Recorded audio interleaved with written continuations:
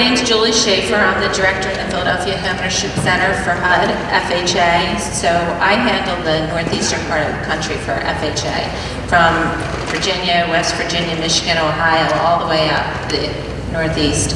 And I'm here today with the 5 mayors and the multifamily hub director.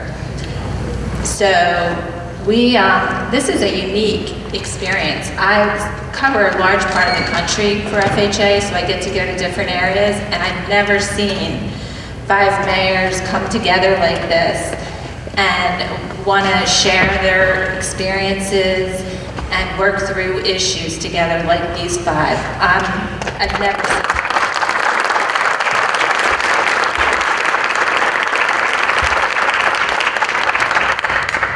But we're going to start with each of the mayors are going to talk about their area, their city, and what's going on in their community and any obstacles that they see. So why don't we start with, we'll start with the mayor of Albany, Kathy.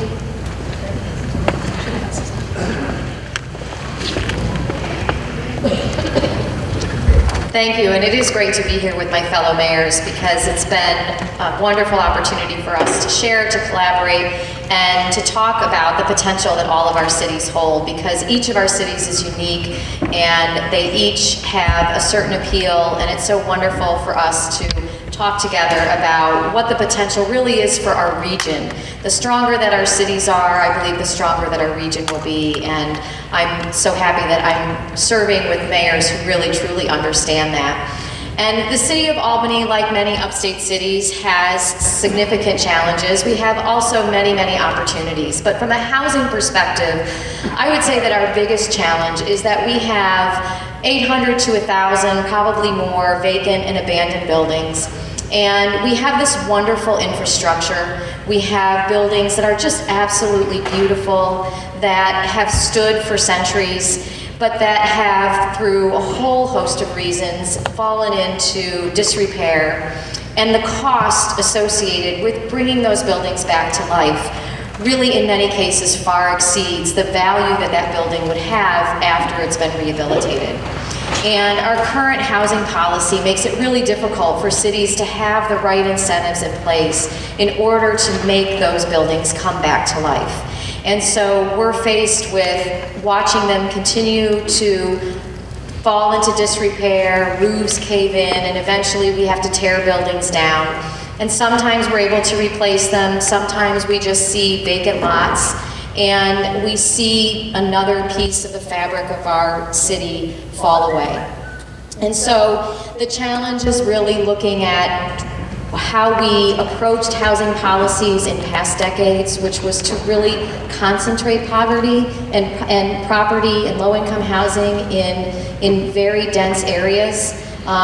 When we all know that the real health of a community is demonstrated when you have mixed income, mixed use, and vibrancy. So we're working in Albany to de-densify, empty out some of those tall housing towers and de-densify our neighborhoods so that we can have those vibrant, walkable city streets that we know and love, and that millennials and baby boomers and people in the 21st century are really craving. But we still have that gap. We still have that gap around projects like beautiful historic rehabilitation that we did. It was 4 units, and it cost, I believe, over $300,000 to rehabilitate that. If it were not for being able to put together different grants and funding sources, we wouldn't be able to do it. So how do we look at the value, the economics in a different way? Instead of unit by unit, we need to look at the economics of this on a holistic basis.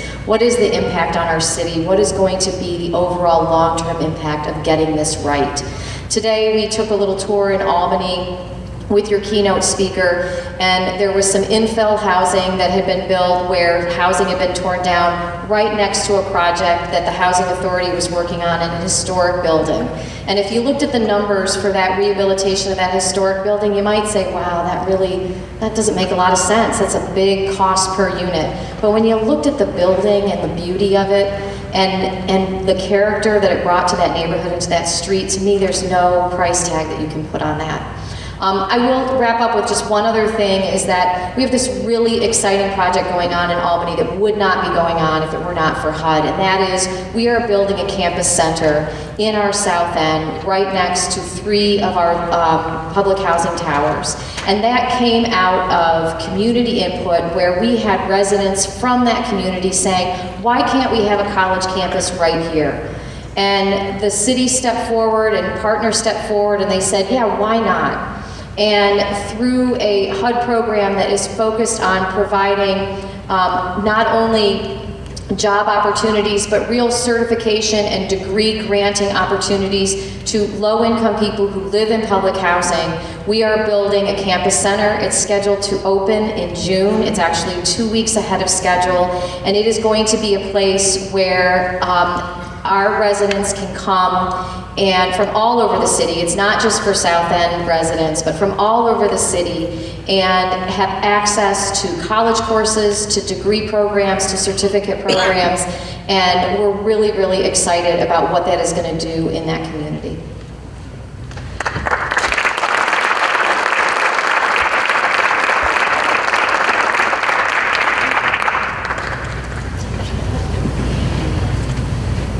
Hi everybody, I'm from the city of Amsterdam. My name is Thane.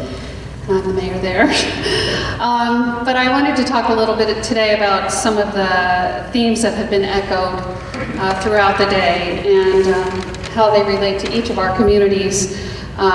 Kathy talked a little bit about it. The character of upstate New York cities is unrivaled, and it's an irreplaceable resource that should be valued as such. And that is one of the key concerns that I have for my community, is that some people just don't see it. They don't recognize the beauty in a theater like this. And in fact, during the urban renewal days of the 70s and 80s, a huge part of the city of Amsterdam was wiped away, and they put a mall in the middle of our city.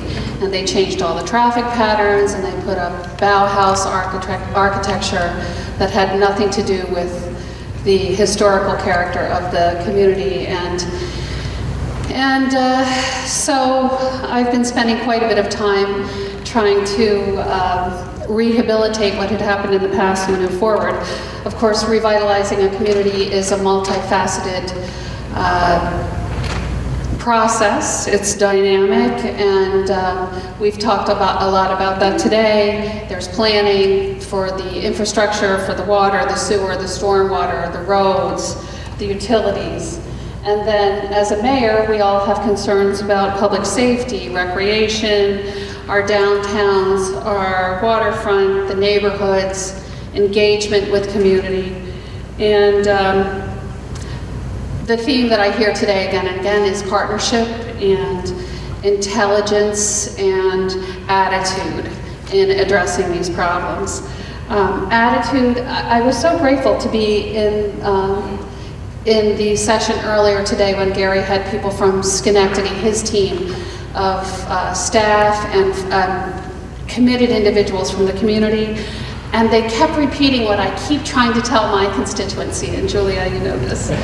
Just say yes. You know, that's what Philip said. Don't make problems, solve them.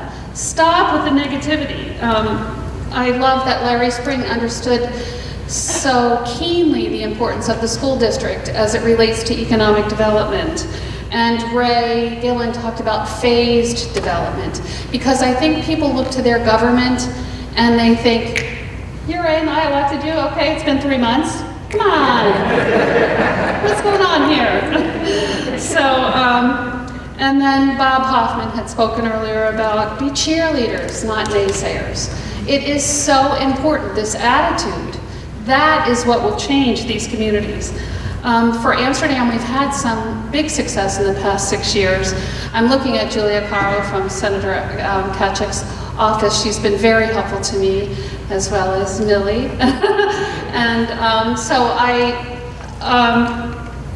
this neighborhood engagement and involving people from across the sectors, I'm sorry, now I'm getting all tongue-tied, is so important.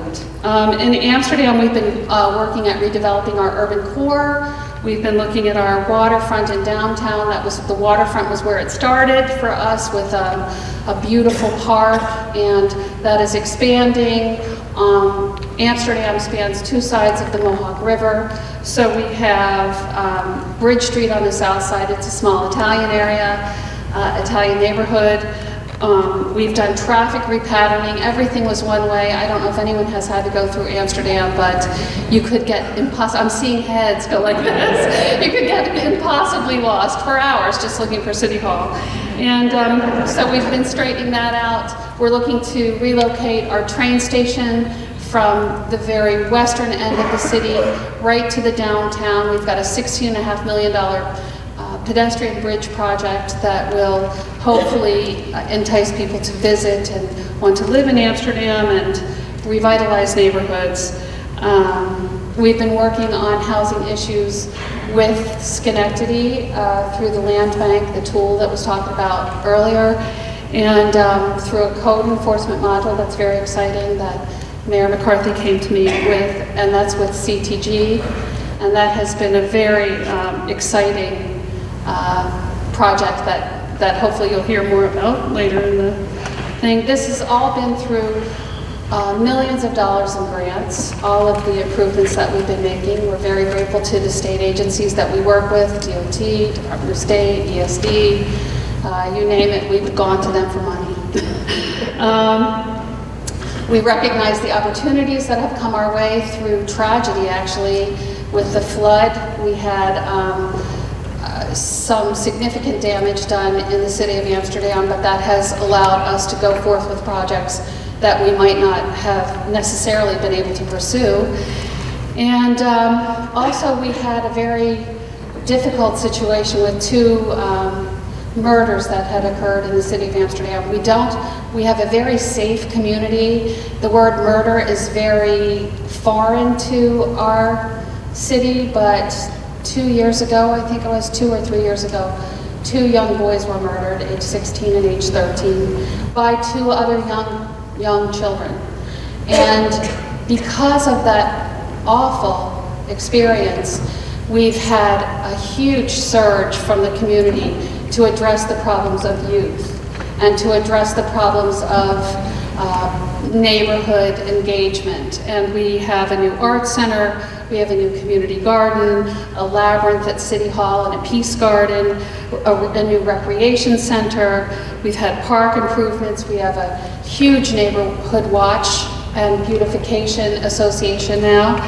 And we are going to be starting a Reinvent Yourself Amsterdam. It's focused on mind, body, and spirit, but it's a holistic view of the community to revitalize, not only at the macro level, but each one of us.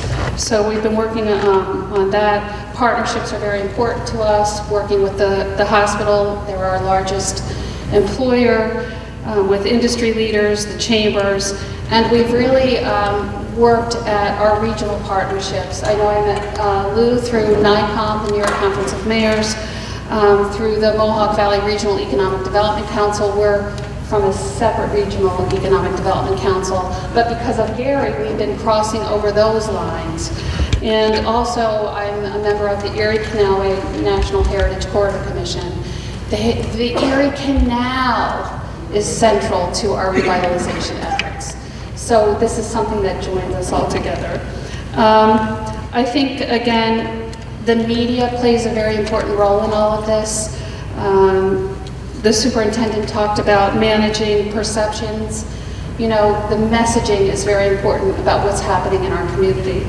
So this is applicable for the region and statewide. We have to believe. So in closing, I just want to say that the people that really make this work, I believe, become involved in community revitalization. You're all here not for the glory, not for the power, not for the money. It's because we truly believe we can transform our cities. And this is so important. We're all volunteers to a certain extent. because we are working such mad crazy hours and we are invested in research and collaborations. We sweat. We are the people that sweat. And so we are the people that believe, and I want to thank you all for being here.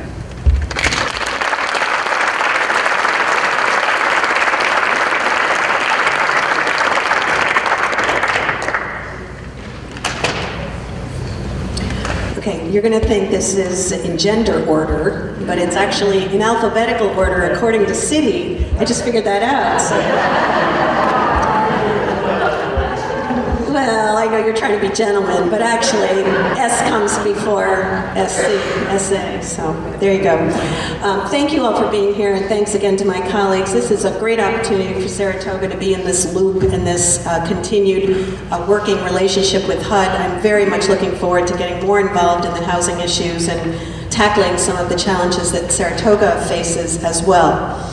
We are a city of 27,000 people, and we pride ourselves now for decades on following the term city in the country. Our greenbelt and developing the downtown core is the way we've been operating for many years, and we will continue to operate that way. So we're running out of land that is possible to build more housing developments on, and we need very much to keep the balance between open space and our development. That's what the people of Saratoga Springs have asked for. We also are looking for creative ways to increase the continuum of housing needs. We want very much, and my goal as mayor is to ensure that we have adequate housing supply and that we have sufficient housing diversity across ages and incomes. Saratoga Springs is very diverse in socioeconomic terms, and our population requires many different kinds of housing. We don't have enough variety of housing on the lower end of the spectrum. Although we appreciate all our public housing in Section 8, I think there's something in the middle there that's missing. It's workforce housing. Our hospitality is a huge industry for us, and we need places for our workforce to actually live in the city that they take so much pride in. We also are going to put some valiant efforts forward to recruit and promote Saratoga Springs as a young professional community. We think we're poised for that, but we have a ways to go. Clearly, there's hardly any more room downtown for any more cars or trucks. And when we talk about housing, I appreciate my colleagues mentioning how much it's important to talk about other issues along with housing. And transportation is key for our community. We can't not talk about housing and not talk about transportation too. You're right, the panel this morning, and I think it was Carm from CDTA, he knows that young people don't want cars. They want to be able to rely on their bikes, their scooters, their skateboards, they want to walk, and they want to take public transportation. And so we hope that we'll be a city that has more connectivity with trails and sidewalks and allow people that real urban living, but have them work, shop, go to the movies, live downtown. I'm going to go into just a little bit of background about what our city has done in terms of some of the technical programs, and I admit I got some help from my planning department for this, so I'm going to have to read a little bit of it. But it's going to talk about mandates, incentives, and then some financial assistance that our city does provide. Beginning in 2005, the city undertook an 18-month exercise in developing a regulatory framework to require the construction of affordable housing along with the construction of market-rate housing units, with the assistance of a citizens committee comprised of representatives from the city planning and zoning boards, the banking and residential construction industries, and a national expert on affordable housing. An inclusionary zoning ordinance was developed and eventually passed, mandating that every new residential development over a certain size provide a percentage of affordable units in an exchange for an increase in the otherwise allowable density for that area. Some of the incentives the city offers, we introduced a variety of mixed-use zoning districts to allow for more flexible utilization of land and to allow for a cost balancing of uses on that land. we have to be creative, we don't have much land left, but in what we were only considering solely residential districts, the city now has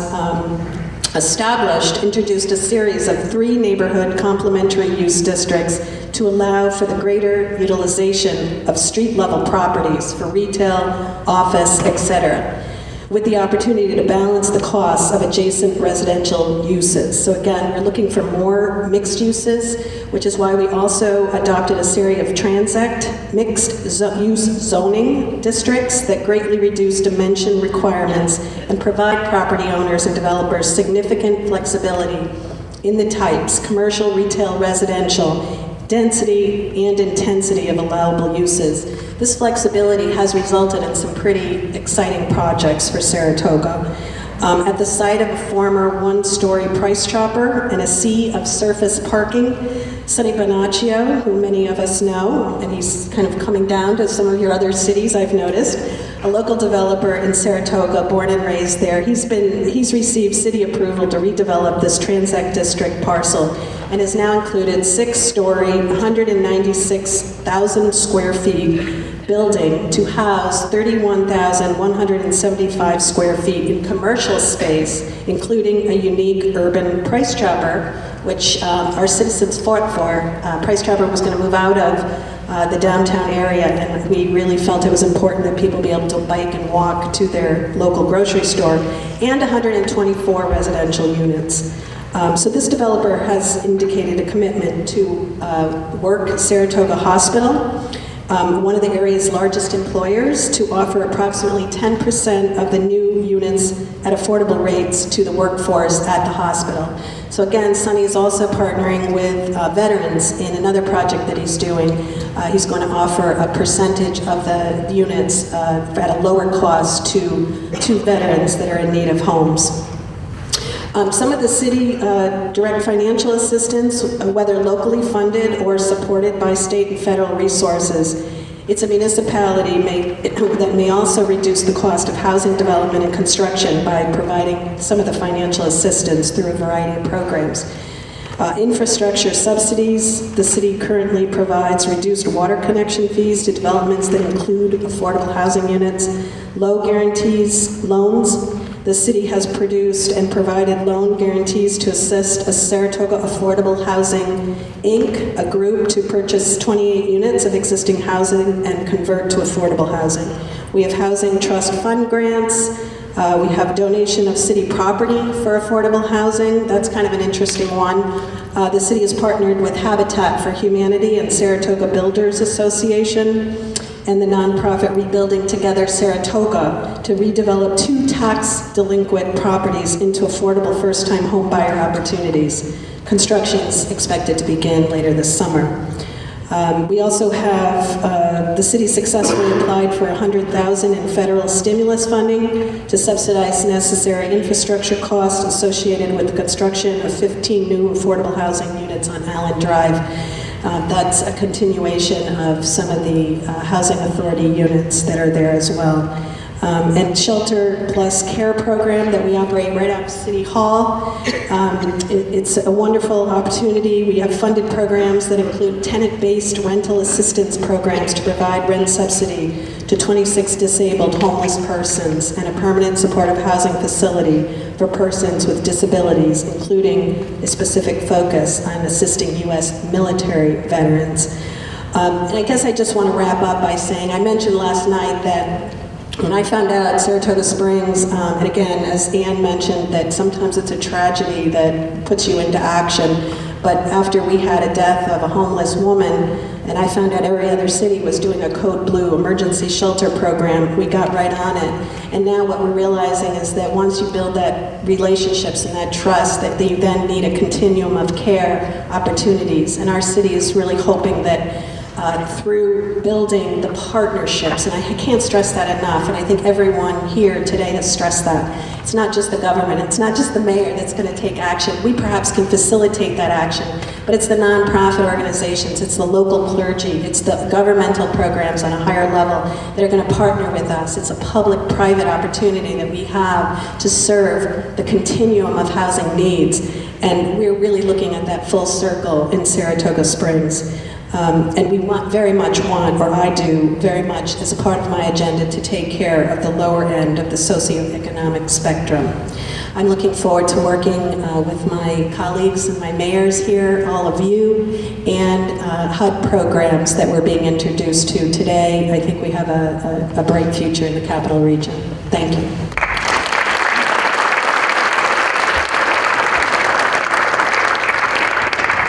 Thank you. Hope everyone has enjoyed their day, and I appreciate the opportunity for everybody to get together, establish a dialogue, and hopefully build friendships that will enable us to solve problems in the future.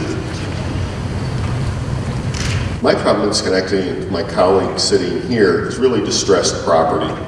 The city of Schenectady historically would budget 1.5% or 2% of our tax levy is uncollectible, or what would be late payments. Last year, we were up to 15% that was budgeted as uncollectible. This year, we're budgeting 13%, but it's that distressed property, it's the vacant, it's the abandoned, it's the underutilized that creates such a challenge. You know, if everybody would just pay their taxes, I could sit here today and announce a 10% across the board tax decrease. But we don't have that ability. We're paying as much as $60,000 in lost revenue expenditure for police, fire, code inspection to deal with just an individual piece of property. And it's, as Kathy pointed out, it's how do you get the numbers to work? Because you do the rehab, you renovate the property, and they're historically significant. There is real value in the property, but the end product in today's market is worth less than the cost that goes into build it up. And banks just won't write a mortgage for it, and you can't blame them for that. We're slowly chipping away at some of that, and we have this dialogue to focus the problem on these urban areas, and how do we come up with ideas, being creative, how do you structure plans where you are able to deal with the property and create value in those houses. And the other aspect of it is the individuals who have lived down the block, across the street, their houses are worth a lot less than they should be because of the distressed property that exists in their neighborhood.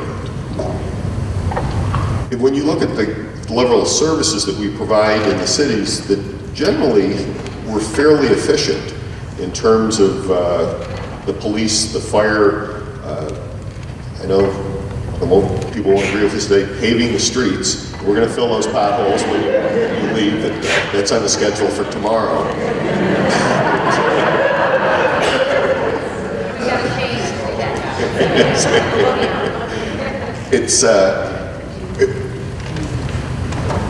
People live in urban areas because they want that high level of service. We can put a fire engine, I see the fire chief sitting where you put the phone down from dialing 911, the piece of apparatus is in front of your house in a little over 120 seconds. You know, you have a fire, you have somebody that's in cardiac arrest. How do you put a value on that? It is really impressive in what we do. There's a cost with that. But because the value of the properties have been depressed over time, the proportion that is represented by property taxes is really artificially high, and it creates a self-propagating decline. And so I'm just thankful everybody's here today, is how do we, again, continue that discussion, look at the problem, and create hopefully some local solutions, but engage people at the state and federal level to look at the broad policy issues that will enable us to deal with the problems and create value in the neighborhoods. I want to make your job as a banker, realtor, somebody that's involved in housing, I want to make your job easier. And that's what I see as my long-term goal. And by doing that, it creates value in Schenectady and our sister cities so that we will all benefit from it. I thank you for being here and look forward to the questions.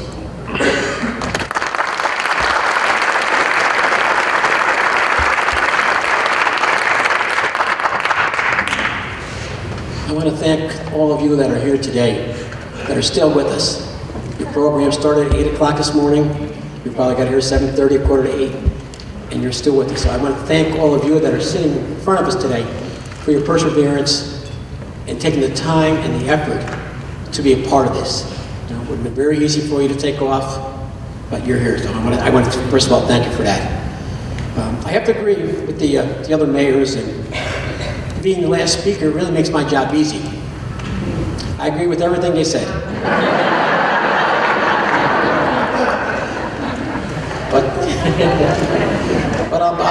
I'll try to interest you for a few minutes. My name is Rosamilia. I don't know if you had a chance to read the bio on any of us, but I'm sure if you did, you spent a couple seconds doing that. But I came from a background of academia, and the word letters C, D, B, G, E, S, G meant absolutely nothing to me. And I went from the classroom on December 27th to becoming mayor on January 1st. Fortunately, I have a gentleman sitting in the audience today, Tim Dittes, who's the director of our home program, that is responsible for 99.9% of what I'm going to talk about today. He's been with the city for a while. He's put together the 5-year consolidated plan that we're currently under. He's going to commence working on the next 5-year consolidated program. So I'd like you to recognize Tim. Tim, why don't you stand up for a second, because if you have any questions, he's the one who's going to have to answer them, not me.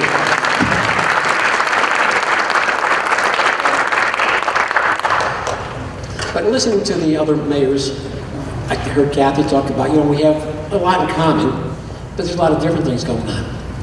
One of the things that Troy was very fortunate in was that someone had the foresight to preserve the majority of our architecture.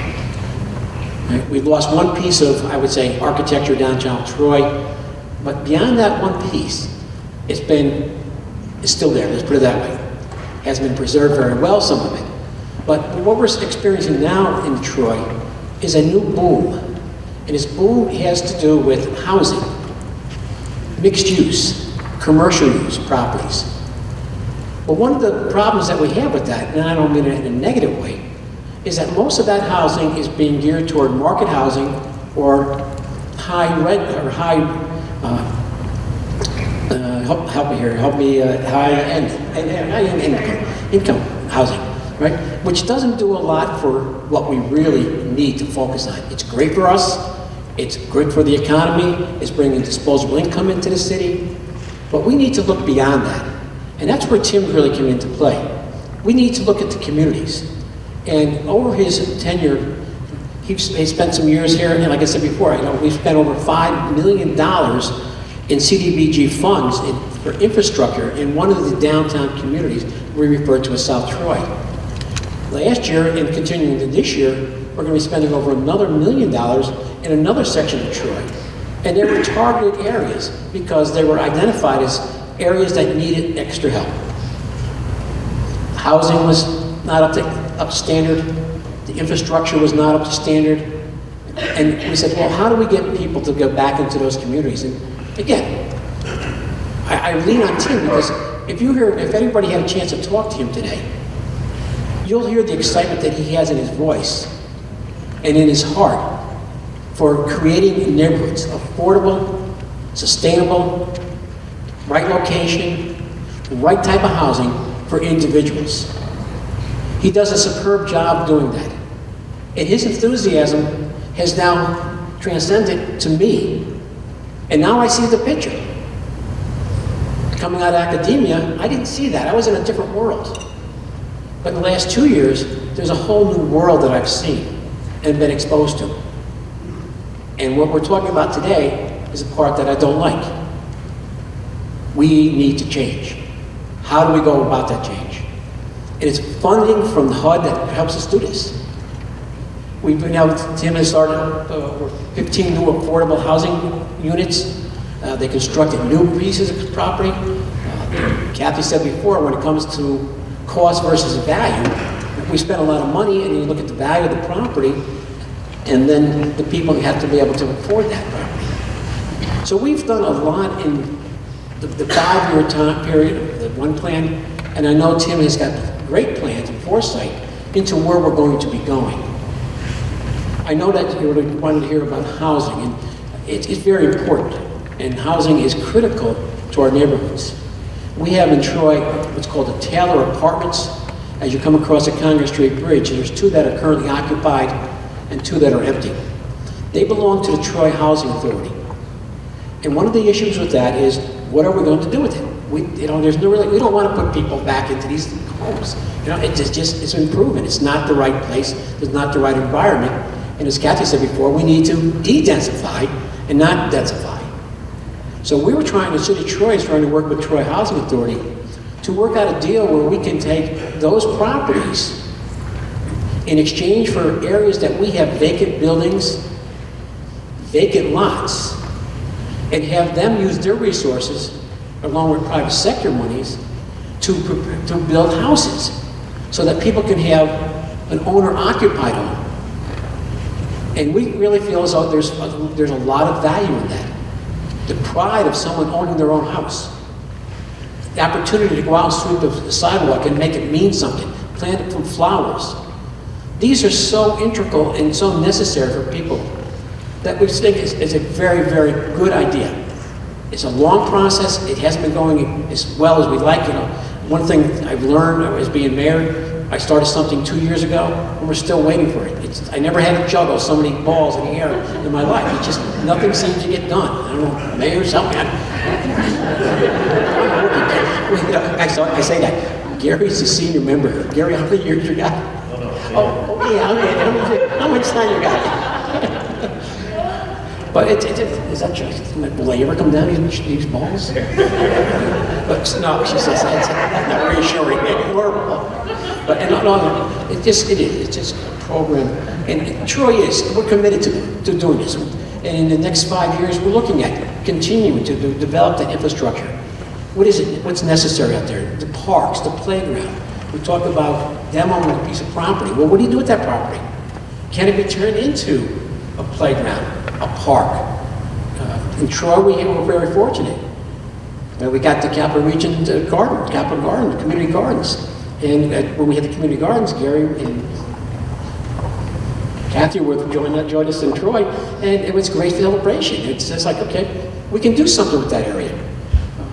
The housing stock, we had the exterior programs and fixing the facades, collaborating, working with short-term, the grant programs. City neighborhoods, when I first ran, I thought neighborhoods was going to be my starting point. And I was going to work for the neighborhoods into the city. Well, I guess you don't have much control when you get to become a mayor, because it was just the reverse for us. Everything started in downtown Troy and has now expanded, and starting to expand out into the neighborhoods. So I noticed that we're getting a little bit late. I noticed you want some time for questions and answers. But I want to thank again everybody who's here. I thank the Mayor McCarthy for hosting such a wonderful event. And again, it's not successful unless it was for you people sitting out there. So thank you very much. We got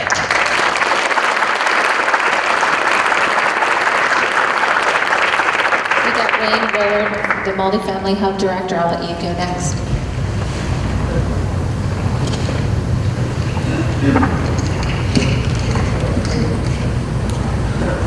Good afternoon. I'm not exactly sure why I was invited to sit on this panel. Other than as I'm sitting here thinking about it, I've heard HUD mentioned a few times, and I think they were thinking maybe I'd come with about 5 checks. Okay. Well, unfortunately, I'm not bearing any gifts today, and also there are actually 3 divisions within HUD in the Buffalo office. Community Planning and Development, they're the ones that everybody here is probably most familiar with because they do come bearing checks every now and then, which helps their cities out quite a bit.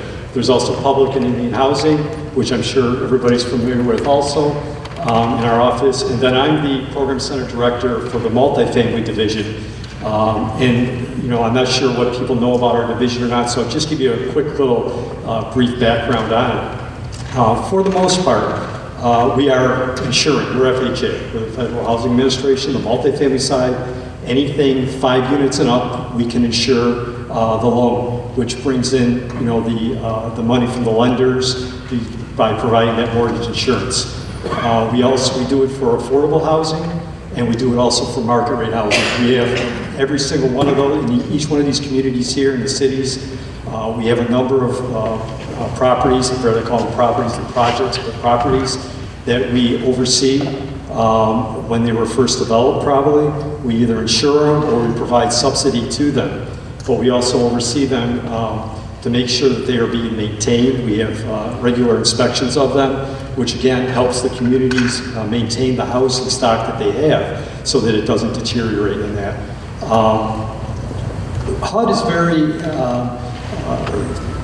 looking forward now towards the future of sustainability. I know we've heard that a couple times from people here. We want, you know, our mission is to create sustainable housing. And, you know, it's housing and urban development, and that's sometimes gets lost, the urban side of the development. We do a lot of market rate housing outside of the urban areas. We're starting to do more and more on the inside of the urban areas also, in some affordable housing too, when we have developers that really want to get involved with it. Everybody, a lot of them are looking at the high-end housing, which I heard mentioned here too. And we're redeveloping some of these older buildings, which is great, but we do need the affordable housing also. And some of the developers have taken the hint from us in that, and they're looking into trying to do a mixed use of that by using historic tax credits. We've had a couple projects that, unfortunately it's not a city here, but one, for instance, that people might be aware of that has historic tax credits on it is in H.O.M.E.S. Harmony Mills, a big old building. And we provided the mortgage insurance for that. Again, that's a little bit higher end housing. It'd be nice if we could bring in some affordable units into those types of developments also.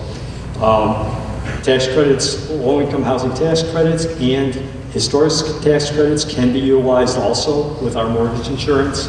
Of course, a lot of our developers will bring in some of the home funds that come through the various communities and through the state, which helps develop some of these older properties, because they do cost a lot to rehab versus new construction.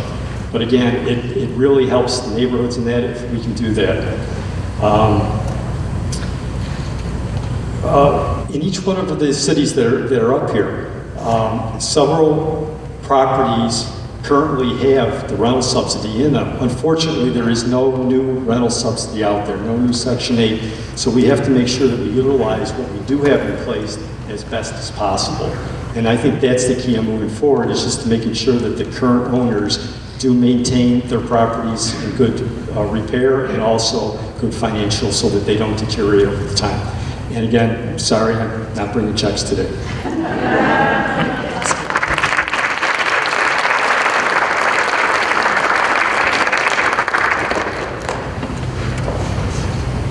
Okay, I'll tell you what I do now. I'm Julie Shaffer. I'm the director in the Philadelphia Homeownership Center for FHA single family. We do 1 to 4 units. We insure loans. We don't make them directly. And it's to owner occupants. And these are to first-time home buyers with low down payments. Our down payment is 3.5%. It can be given as a gift from a family member. An employer can do a loan for that down payment. And they can get money through the community also for that down payment. And it's basically first-time home buyers or borrowers that don't have a lot of money to put down on the property. We insure the lender, so if the loan goes bad, we will pay the claim on it. And you'll hear H.U.D. when we pay a claim, the property's foreclosed, we pay a claim, and the property comes into our inventory, then it becomes a HUD home, and we sell those homes in the various communities. So we cover, as I said, I cover from Virginia, West Virginia, Michigan, Ohio. It's a large part of the country. And in this area, in the capital region, we insure about 30,000 loans to borrowers. And so these borrowers would not be able to get a loan with their down payment if FHA wasn't here. But prior to the mortgage bubble, we were about 3% of the market, and at that point we were really low. We were actually twiddling our thumbs, and then when the bubble burst, we hit about 40%. So we jumped in when the money started pulling out. We then everybody started using FHA, and we played a big part in that. Our business has shrunk. We're not as big of a player right now, but we shouldn't be. We want to see that private equity coming back into it. So we are definitely, but we have products for borrowers. We have a 203K rehab loan, which would be, it's really good in the northeastern part of the country. We insure more of those loans than in any other area of the country because the housing stock here is older. So borrowers can get a loan and then they can fix their kitchen, get a new heater. They can put that rehab money into the loan. So that is a product that we have. I'm going to just start now opening up to questions to everybody. So that might be the best. Go ahead. You're head of the Philadelphia H.O.M.E.S. As realtors, we're able to sell properties that HUD takes back. But there's been a tremendous amount of changes in the process on how that's done over the last few years. And we haven't had a training class in this area since I can remember. I'm doing one for my company, but it's a classic case of land of the blind and what I and Thane. I don't really know what I'm doing either. And so we would love to be able to sell these properties more efficiently, but we need some direction from you guys on how to do that better. If you give me your business card, we will set up a training session for you in this area on selling HUD homes.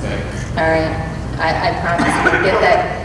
Might be good, might be maybe in June, Homeownership Month, to do a training to the realtors, or And maybe also for the May. brokers too, because Yeah. just signing up and being registered, there's a lot of steps.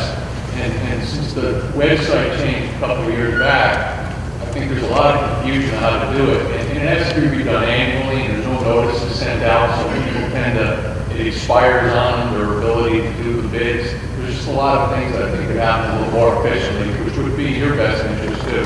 Okay, we would gladly set up a training session. Yeah, so just reach out to me in my office right after today. We'll set something up at the office or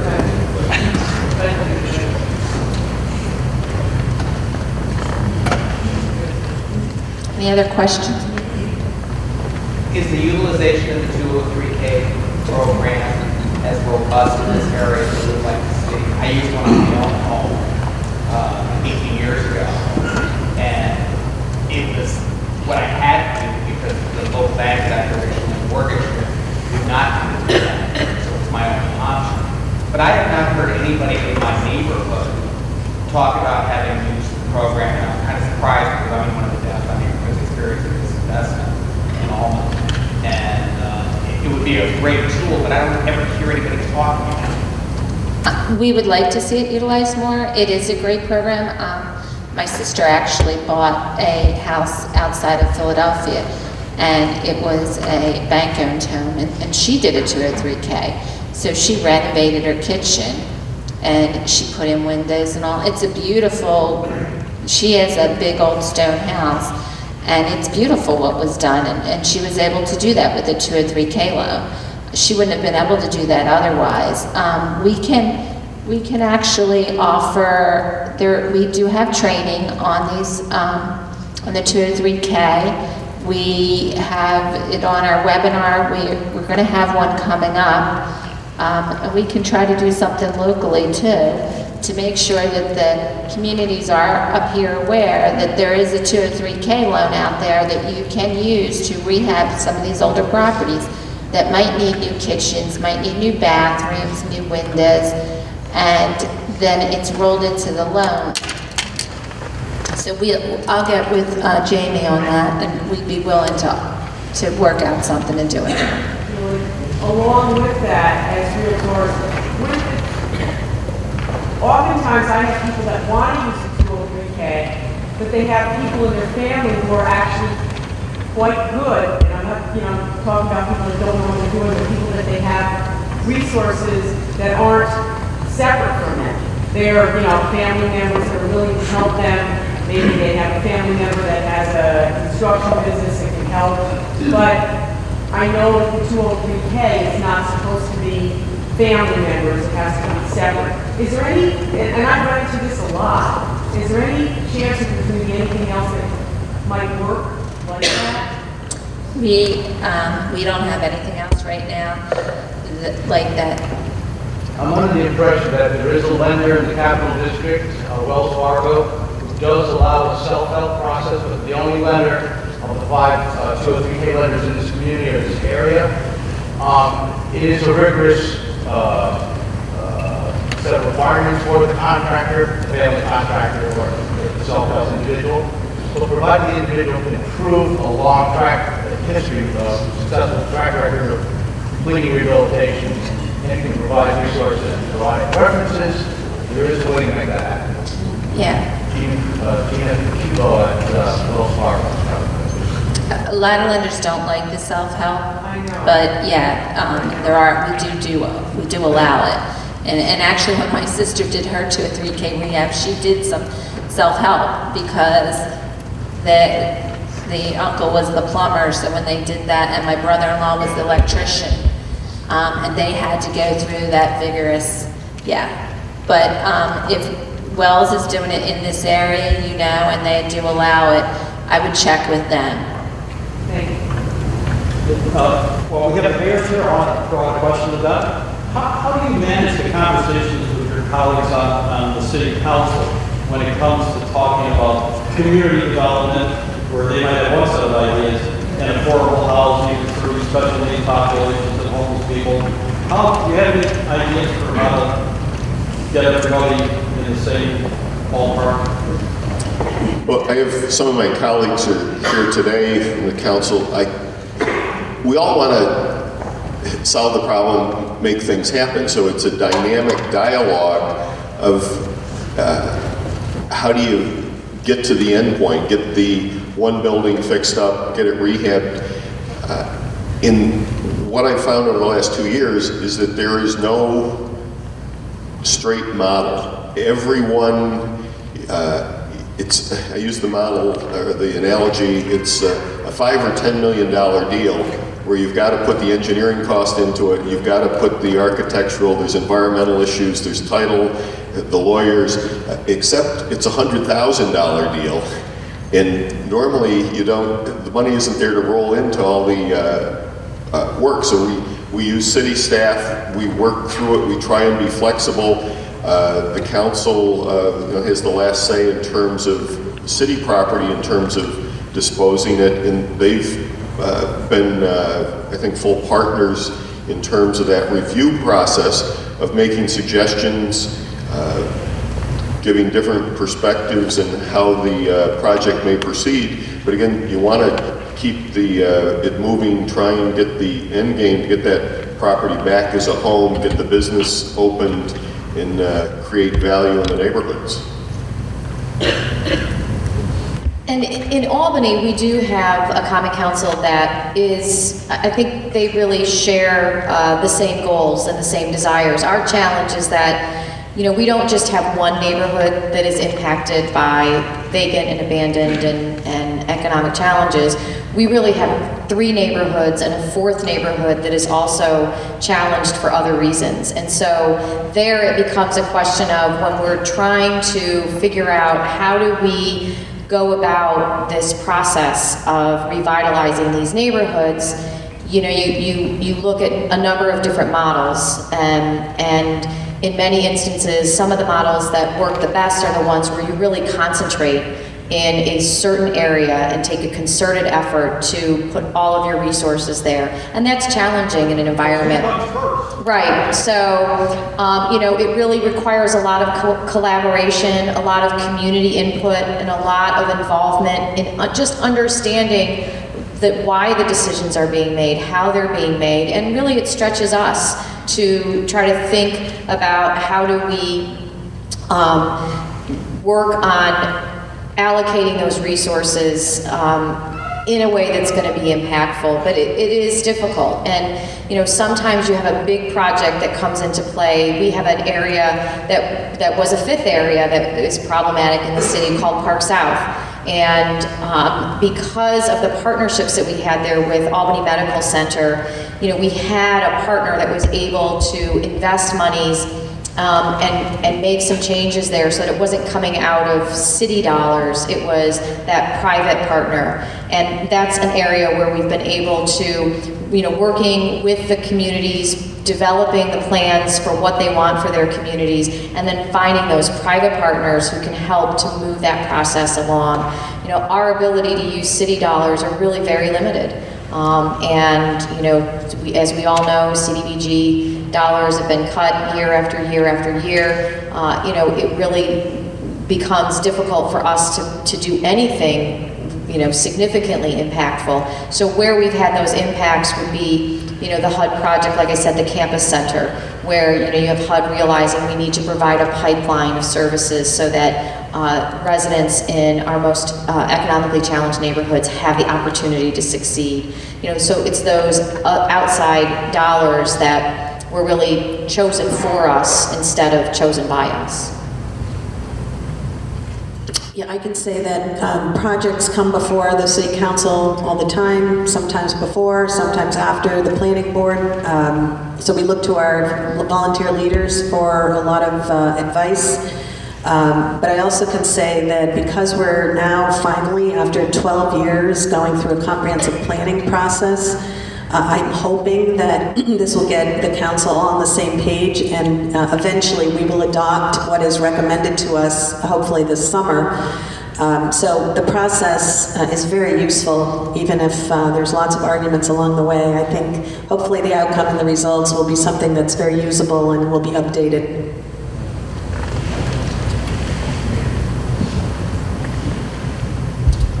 Just last Thursday, Tim had an opportunity to address the City Council about his 2014-2015 agenda and projects that we want to foster and put forward. I saw a lot of interest. We have several new City Council members, and they heard what he was saying. And at the same time, I'm not sure they really fully understood what was happening. Because as I say, you know, it takes a few years to get that feeling. But as Tim explained it to them, and he has another, I think, one more presentation or two left yet to do, that they have the opportunity to ask questions. They have an opportunity to go in and speak to us. So we encourage our council all the time. If you got questions, please come to us. Ask about the program. If I don't have the answers, I'm going to direct you to the right person. And if as a council, you know, they work in conjunction with the administration, I think it's very possible. Now, not everybody agrees. That's why you don't always have to have a unanimous vote, right? And as a result, you know, you get things through. But usually by sitting down and talking to them in advance, i.e. a land bank, for example.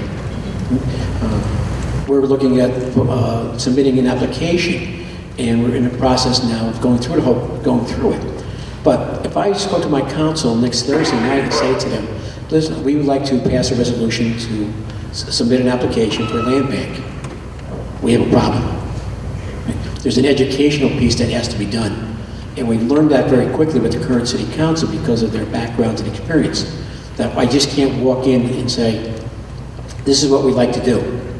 So we just went through an issue with bonds. And what we did, we brought in our bond counsel, we brought our fiscal person in, and they explained to them really what bonds were about. What the advantages were of the bonds, as opposed to using your operating funds, the disadvantages of bonds. And when they walked out, they had a much greater understanding of it. And so I found with my particular city council, it's a matter of giving them the opportunity to ask questions, bring in people who specialize in that area, educate them, and then they make that formal decision, but they're making an educated decision. And so I'll just pop in on the end of this. I have a brand new council. They're all, and people get involved in the governmental process for many different reasons. So the world we live in is very political, and those are realities in what we deal with. And in the city of Amsterdam, there's some partisanship as to how we function. And I think this is where it becomes incredibly important that the business community, that the constituency, that residents stand up and let their voices be heard, because a vocal minority will control weak legislators or weak mayors. You know, so it's really important that you people that know, make them know what's important. You know, we are not, I keep telling my council, we will not cut our way to prosperity.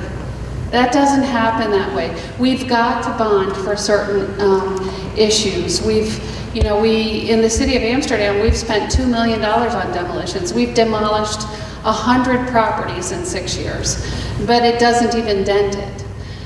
But still, these properties will fall down. This is health and safety issues.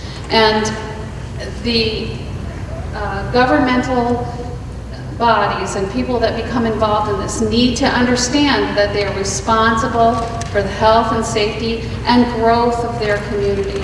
And honestly, as someone that pays taxes and that's not just in politics but watches politics, I am tired of rhetoric. I don't want to hear rhetoric. I want to solve problems, like Gary says. I don't want to hear, you know, platitudes. Tell me how you're going to do it. I want to know the plan, and I want to know how you're paying for it.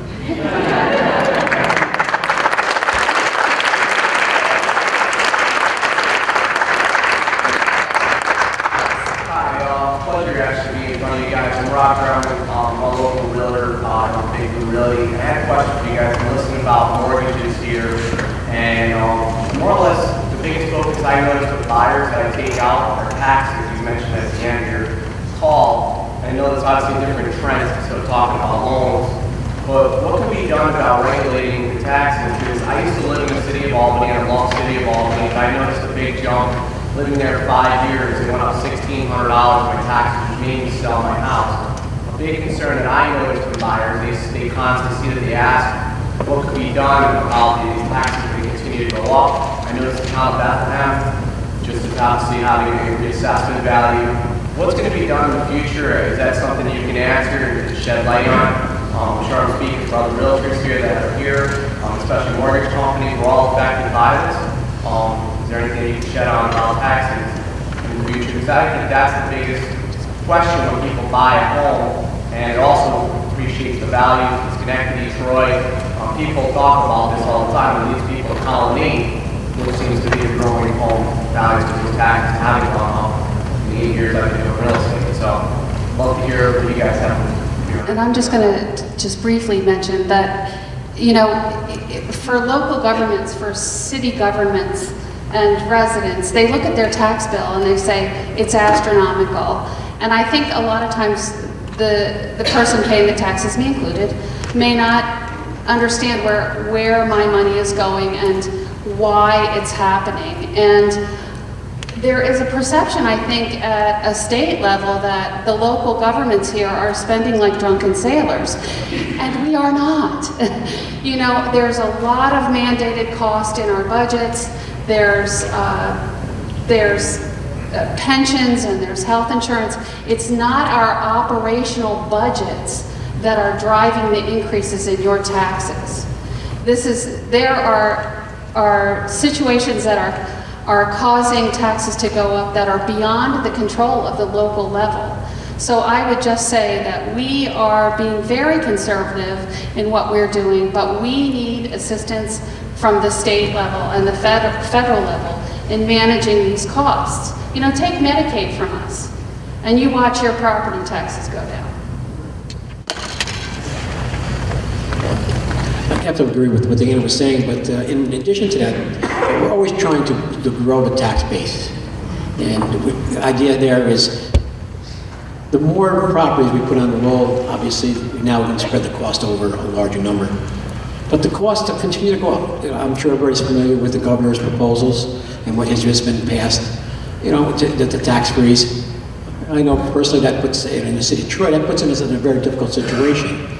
So what can we do? We can't raise, theoretically, we don't want to raise our taxes to pit the residents against the administration, because now they won't get their rebate check. Right? So you got to be very cautious with it. So you got to we got to be creative. We got to look outside the box. Within the city of Troy, we started looking at things like, how many people owe us money? How much money is owed to us resulting from unpaid traffic tickets? How much money is owed to the city for people that have received services of the ambulance? And we came up with, it was like a $4.5 million that was owed to us. So we now stepped out and we've got a collection agency.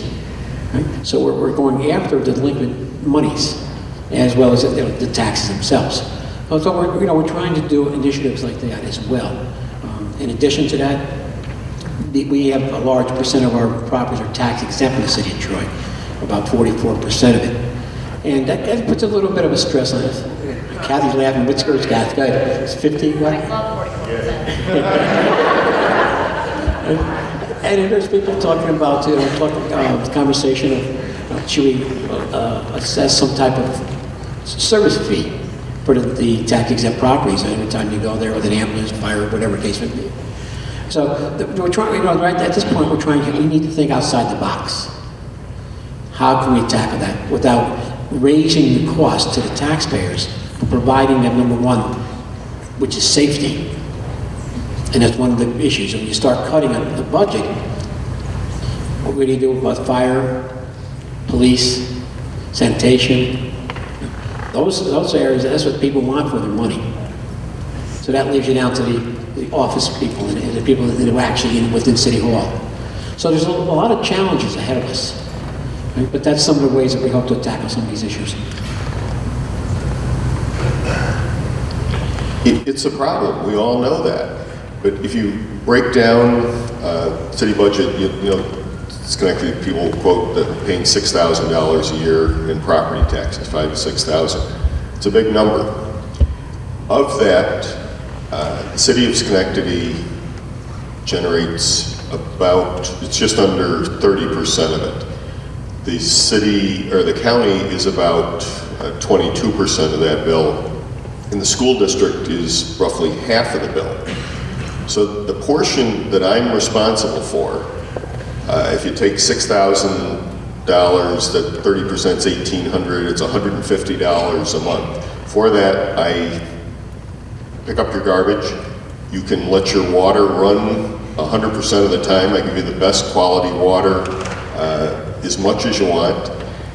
We pave the streets. I'll put that fire engine in front of your house in a little over 120 seconds when you have a heart attack or your house is on fire.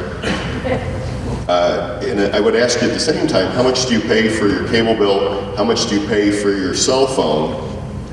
And I can defend the delivery of services in the city of Schenectady, but I know that overall bill, when you include what the county has, what the school district has, there's other fees, the bottom line is it's too much. And we don't, I love our friends at the state legislature.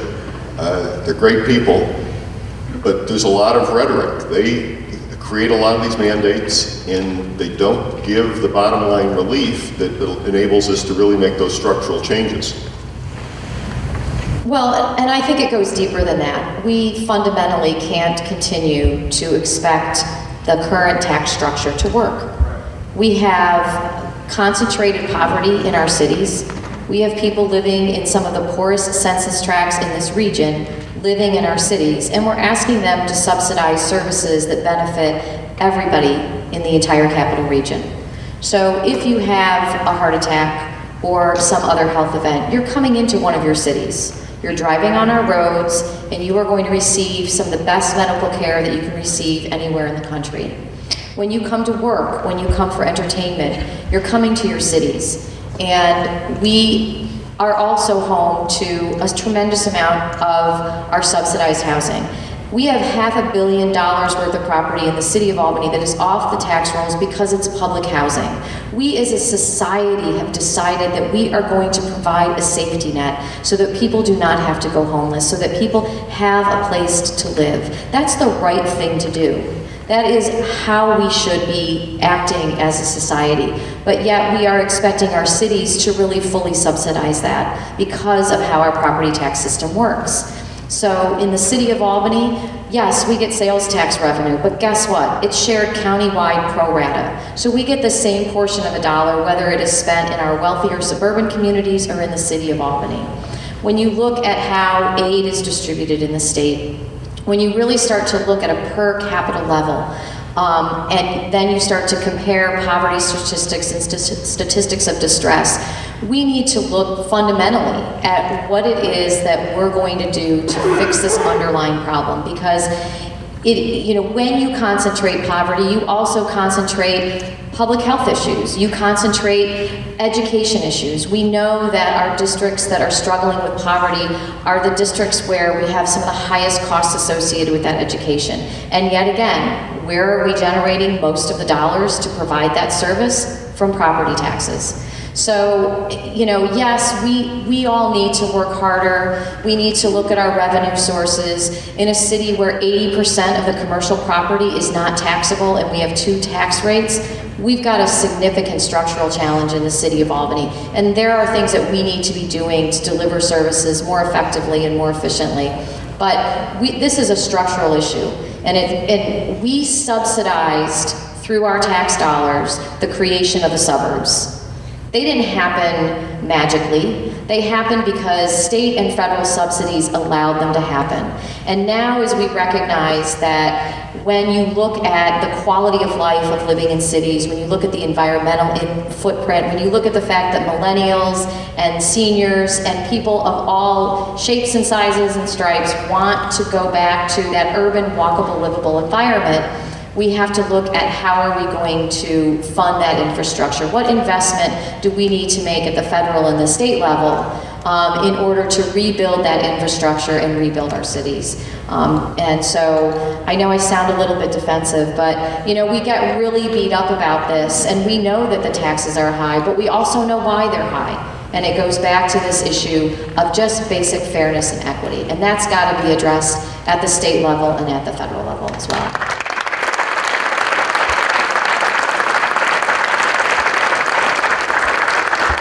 Yeah, I really don't have much to add. I think what you said was perfect, Kathy. And there's only 2 sides of the ledger. So if you don't bring in more revenue, you're going to have to figure out how to decrease expenses if you want to keep taxes flat or lower. I don't think there's a lot of reality looking at consolidation, but I think shared services is something we should look at. It's hard to stay in the 2% property tax cap and still deliver all the services that the residents are looking for. Saratoga is a little different, and that we hope that this can continue regardless of what the final decision is of the location of casinos. But we do get some VLT, video lottery terminal money, that it comes into the city budget because we have a casino in Saratoga Springs. It produces jobs, but it also produces revenue for the city's budget. That's very important, because when we lost it in 2009, many layoffs were experienced, and that involved public safety issues and public works issues. So, we need to continue to get our fair share and work on the state issues and reform the tax structure. Thank you.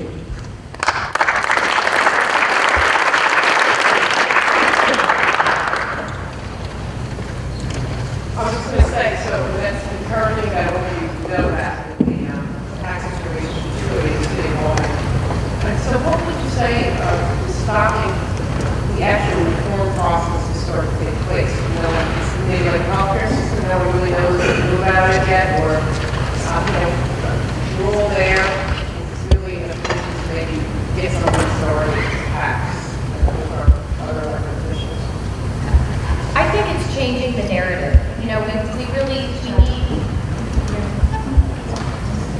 We really need to start to change the narrative, and that's something that we have been working to do in my first 100 days in office, and the other mayors are trying to do, and mayors of large cities across the state. So the mayor of Rochester, the mayor of Buffalo, the mayor of Syracuse. We really need to change the narrative around what cities offer and how we are going to pay for the services that we need. You know, we have professional firefighters, we have professional public safety. So, you know, we have to change the narrative around how we think about that. And it's not just our city services, but it's our school districts and the services that they provide. And you know, it is really, when you look at how easy it is to get in and out of our cities, that's really the challenge for us. In many other states, and I'm not suggesting that we do this in New York, I don't want this to be the story that I'm suggesting this, but in other states, cities have elasticity. So they're able to grow their way to a larger tax base by annexation. You know, you look at other capital cities like Columbus, Ohio, it really was able to annex its way to a growing tax base. But for us, you know, for the cities here in New York State, our challenge is that where do we grow that tax base? We have a 300-acre parcel in the city of Albany, ideal for development. I would love to use it to grow my way out of this problem. But it's owned by the state, and the state has other things that it wants to do with that. So what does that leave us? You know, we have an 8-acre parcel in downtown Albany that is also now owned by the state, that the state intends to, it says, redevelop privately, but, you know, that is a long time coming. So how do we grow that tax base, right? You either have to reduce the levy or grow the base or do both. And so we've got to work on both of those. How do we reduce our levy? How do we look at other revenue sources? How do we look at more fairly funding our cities? And so I think it's changing that narrative, because it's just math. I mean, you know, that's what I tell people all the time. You know, it's just math. And that's why we're in front of the Financial Restructuring Board, because we're not hiding anything here. Let's open up our books. Let's talk about it. If you have ideas about how we can save costs, please bring them to me. And if you have other ideas about how we can generate revenue, let's talk about that. But I think it starts by opening our books and having that conversation and changing the narrative. Well, we suggest residents help out. So one more question, we're gonna have to shut her down. I think one of the things that we are all working to do is to really educate our residents. And so in some ways it's scary. I know the first time as city treasurer, I went to a neighborhood meeting and I laid out sort of our city's business plan. And a guy said to me, "Why are you telling us this? Nobody has ever come from City Hall and told us this." And I don't say it to scare people. I think I look at it as an opportunity. How do we roll up our sleeves and work together to change this? Because if we don't understand the underlying problem, if we just sit here as your mayors and say, rah, rah, it's great. You know, it is great. I love the city of Albany. We have so much potential. I want every single one of you to invest there, because we are going to tackle this issue, but we have to be willing to talk about it, and we have to understand what it is. And once our residents understand it, I think it helps them to participate in the budget decisions that we're going to have to make going forward. Okay, I'm sorry, but we're going to have to wrap it up. Just want to take a minute to thank the participants on the panel before I invite Mayor McCarthy to come up and close for us. Thank you, Julie, for coming out from Philadelphia. I know some of the busy activities that you're taking on, and really appreciate supporting us. And of course, to the 5 mayors. Funny story, how do you get started doing one of these things? Well, the way I do it is I go to a city, and of course, you call up, and either, the poor mayor just is elected, and the last thing they want to do is hear from some B-level official from an agency that's not really, on the forefront of their mind for the moment. So I find someone in this city. It was Ahmad Yousefi and Dick Perga, right, in planning and in fair housing at the time. And so you sort of root around a little bit, and eventually, after 18 months or so, you get these relationships. So thank you very much. Out in the audience, I see our friends, Steve Darman, and our friends from the Utica Housing Authority.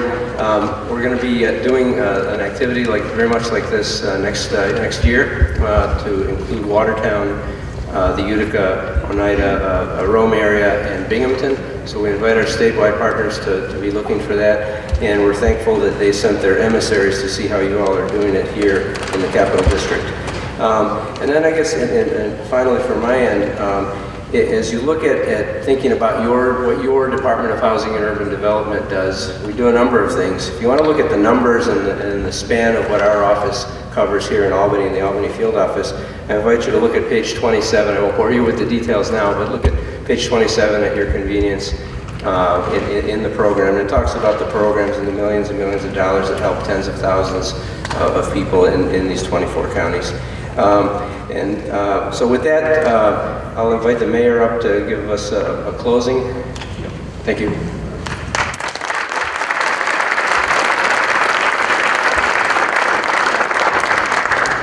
Thank you, Jamie. I want to thank my colleagues for participating in this. Not to blow my own horn or theirs, but I think the residents of the 5 cities in the Capital District are really well served by the leadership that is in the mayor's offices. I've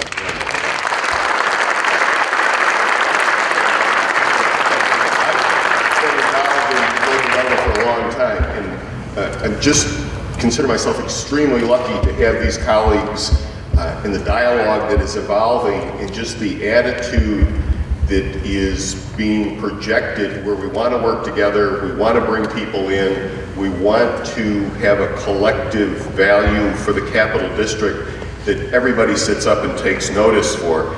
I want to thank some people who made this all possible. Betty Barlin from Barlin Management.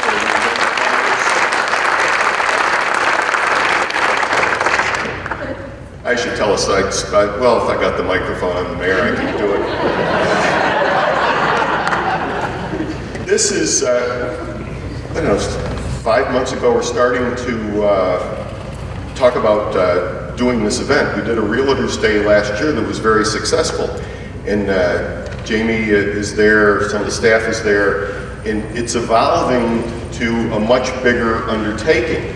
Now, I've known Betty for a number of years, and so I thought we got to get somebody in that's run some of these major events. And so I called her up and said, Betty, we're looking at doing this big day here in Schenectady. Would you help out? She said, oh, that's kind of a big project. Let me think about it. I'll call you back in a few days.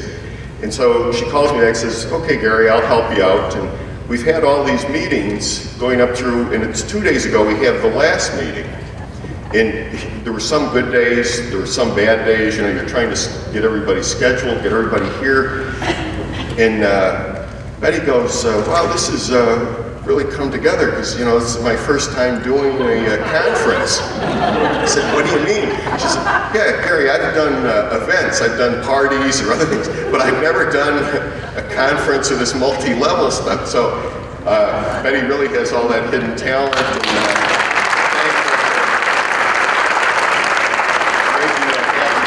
And, Jamie, my wife Caroline, who did so many things. I love you, and put together the program. Mary D'Alessandro Gilmore, who's been here from day one.